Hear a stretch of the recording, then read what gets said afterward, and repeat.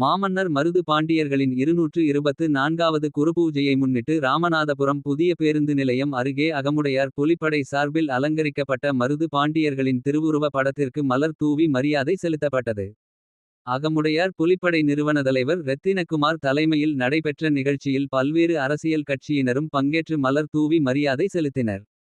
அகமுடையார் புலிப்படை ஒருங்கிணைப்பாளர் மலைக்கண்ணன் வரவேற்றார். அதிமுக சார்பில் அனைத்துலக எம்ஜிஆர் மன்ற துணை செயலாளர் ஆர்ஜிரத்தினம் தலைமையில் நகர் செயலாளர் பால்பாண்டி முன்னிலையில் அதன் நிர்வாகிகள் மலர் தூவி மரியாதை செலுத்தினர்.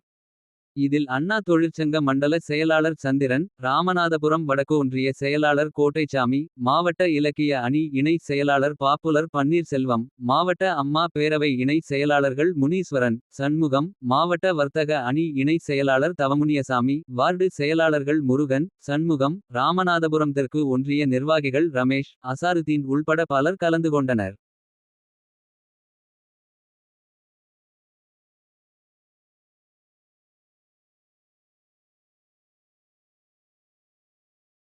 வீர வணக்கம் வீர வணக்கம் வீர வணக்கம் வீர வணக்கம் வீர வணக்கம் மருது பாண்டியர்களுக்கு வீர வணக்கம் மருது பாண்டியர்களுக்கு வீர வணக்கம் வீரவேல் வீரவேல் வீரவேல் வெற்றிவேல் வெற்றிவேல் வீரவேல்.